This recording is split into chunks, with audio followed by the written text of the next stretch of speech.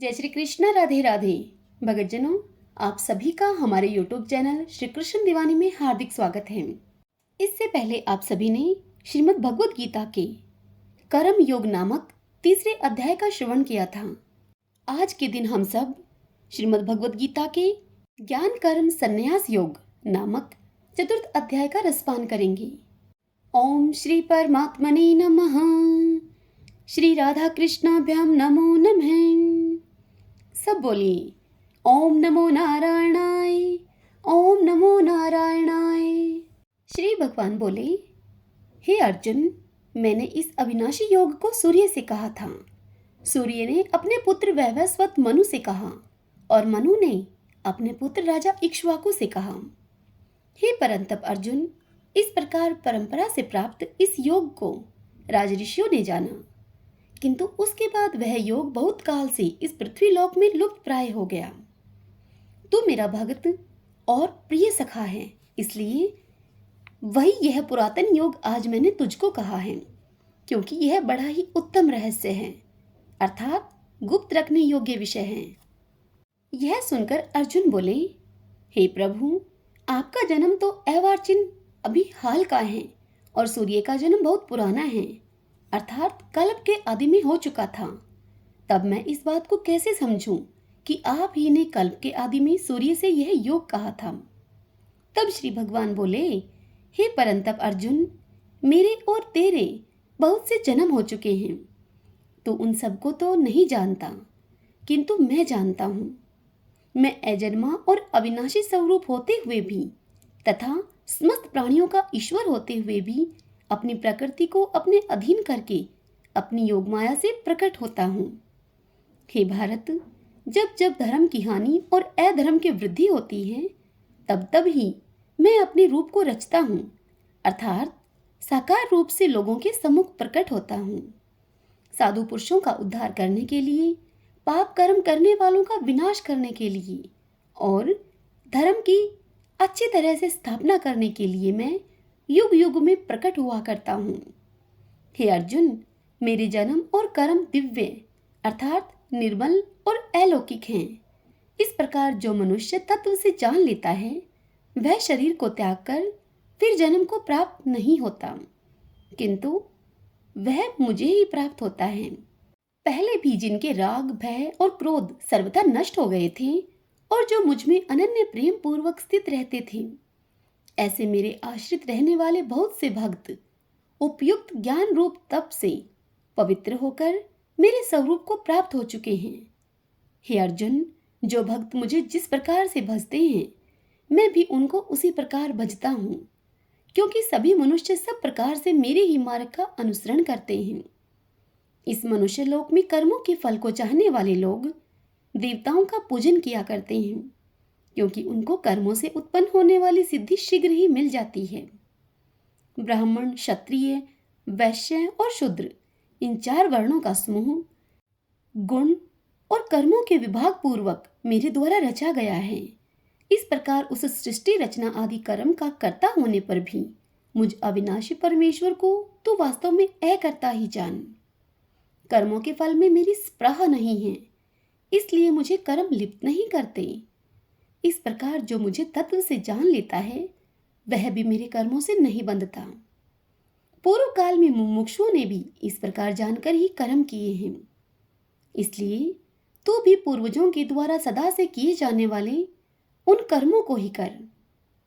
कर्म क्या है और अकर्म क्या है, इस प्रकार इसका निर्णय करने में बुद्धिमान पुरुष भी मोहित हो जाते हैं। इसलिए हे अर्जुन, वह कर्म तत्व मैं तुझे भली भांति समझाकर कहूंगा, जिसे जानकर तू अशुभ से अर्थात कर्म बंधन से मुक्त हो जाएगा।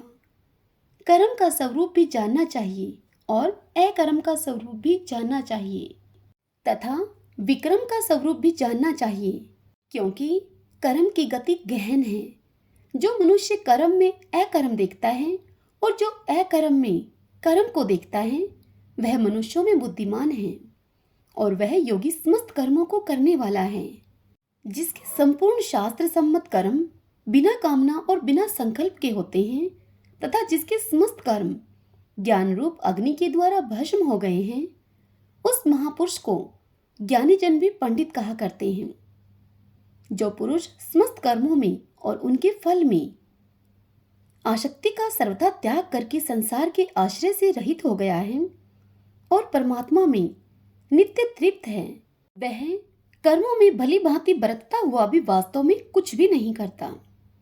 जिसका अंतःकरण और इंद्रियों के सहित शरीर जीता हुआ है और जिसने समस्त भोगों की सामग्री का परित्याग कर दिया है, ऐसे आशा रहित पुरुष केवल शरीर संबंधी कर्म करता हुआ भी पापों को नहीं प्राप्त होता। जो बिना इच्छा के अपने आप प्राप्त हुए पदार्थ में सदा संतुष्ट रहता है, जिसमें ईर्ष्या का सर्वथा अभाव हो गया है, जो हर्ष शोक आदि द्वंद्वों से सर्वथा अतीत हो गया है, ऐसा सिद्धि और असिद्धि में सम रहने वाला कर्मयोगी कर्म करता हुआ भी उनसे नहीं बंधता। जिसकी आसक्ति सर्वथा नष्ट हो गई है, जो देह अभिमान और ममता से रहित हो गया है, जिसका चित्त निरंतर परमात्मा के ज्ञान में स्थित रहता है, ऐसा केवल यज्ञ संपादन के लिए कर्म करने वाले मनुष्य के संपूर्ण कर्म भली भांति विलीन हो जाते हैं। जिस यज्ञ में अर्पण अर्थात शत्रुआ आदि भी ब्रह्मा है और हवन किए जाने योग्य द्रव्य भी ब्रह्मा है तथा ब्रह्मा रूप कर्ता के द्वारा ब्रह्मा रूप अग्नि में आहुति देना रूप क्रिया भी ब्रह्मा है, उस ब्रह्मा कर्म में स्थित रहने वाले योगी के द्वारा प्राप्त किए जाने वाले योग्य फल भी ब्रह्मा ही हैं। दूसरे योगी जन देवताओं के पूजन रूप यज्ञ का ही भली भांति अनुष्ठान किया करते हैं और अन्य योगी जन पर ब्रह्मा परमात्मा रूप अग्नि में अभेद दर्शन रूप यज्ञ के द्वारा ही आत्म रूप यज्ञ का हवन किया करते हैं। अन्य योगी जन श्रोत्र आदि समस्त इंद्रियों का संयम रूप अग्नियों में हवन किया करते हैं और दूसरे योगी लोग शब्द आदि समस्त विषयों को इंद्रिय रूप अग्नियों में हवन किया करते हैं। दूसरे योगी जन इंद्रियों की संपूर्ण क्रियाओं को और प्राणों की समस्त क्रियाओं को ज्ञान से प्रकाशित आत्म संयम योग रूप अग्नि में हवन किया करते हैं।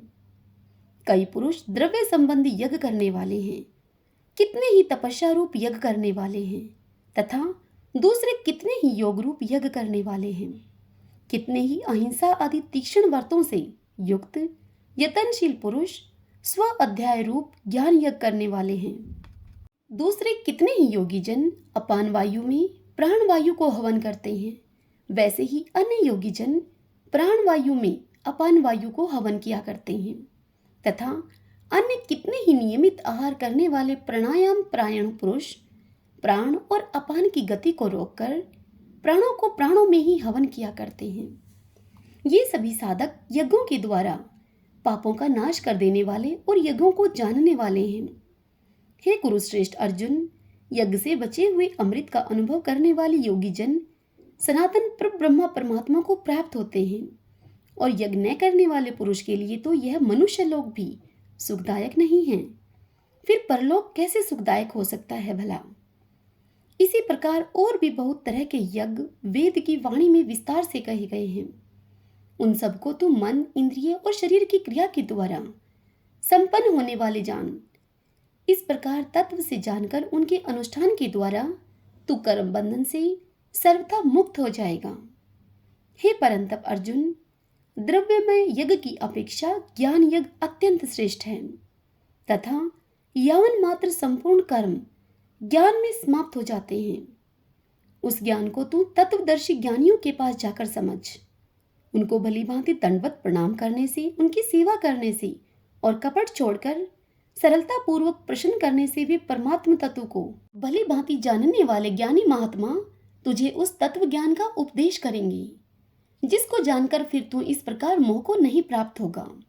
तथा हे अर्जुन, जिस ज्ञान के द्वारा तू संपूर्ण भूतों को निःशेष भाव से पहले अपने में और पीछे मुझ सच्चिदानंद घन परमात्मा में देखेगा, यदि तू अन्य सब पापियों से भी अधिक पाप करने वाला है तो भी तू ज्ञान रूप नौका के द्वारा निसंदेह संपूर्ण पाप समुद्र से भली भांति तर जाएगा। क्योंकि हे अर्जुन, जैसे प्रज्वलित अग्नि ईंधनों को भस्ममय कर देता है, वैसे ही ज्ञान रूप अग्नि संपूर्ण कर्मों को भस्ममय कर देता है।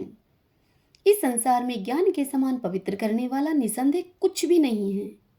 उस ज्ञान को कितने ही काल से कर्म योग के द्वारा शुद्धांतकरण हुआ मनुष्य अपने आप ही आत्मा में पा लेता है। जितेंद्रिय, साधन प्रायण और श्रद्धावान मनुष्य ज्ञान को प्राप्त होता है तथा ज्ञान को प्राप्त होकर वह बिना विलंब के तत्काल ही भगवत प्राप्ति रूप परम शांति को प्राप्त हो जाता है। विवेकहीन और श्रद्धा रहित संशय युक्त मनुष्य परमार्थ से अवश्य भ्रष्ट हो जाता है। ऐसे संशय युक्त मनुष्य के लिए न तो यह लोक है और न परलोक है और न सुख ही है। हे धनंजय, जिसने कर्म योग की विधि से समस्त कर्मों का परमात्मा में अर्पण कर दिया है और जिसने विवेक के द्वारा समस्त संशयों का नाश कर दिया है, ऐसे वश में किए हुए अंतःकरण वाले पुरुष को कर्म नहीं बांधते। इसलिए हे भरतवंशी अर्जुन, तू हृदय में स्थित इस अज्ञान जनित अपने संशय का विवेक ज्ञान रूप तलवार के द्वारा छेदन करके समत्व रूप कर्म योग में स्थित हो जा और युद्ध के लिए खड़ा हो जा। हरि ओम तत्सत। ओम श्री परमात्मने नमः।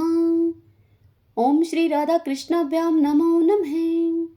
भगतजनों, आशा करती हूँ कि आपको यह श्रीमद् भगवत गीता के अध्याय सुनने में आनंद आ रहा है।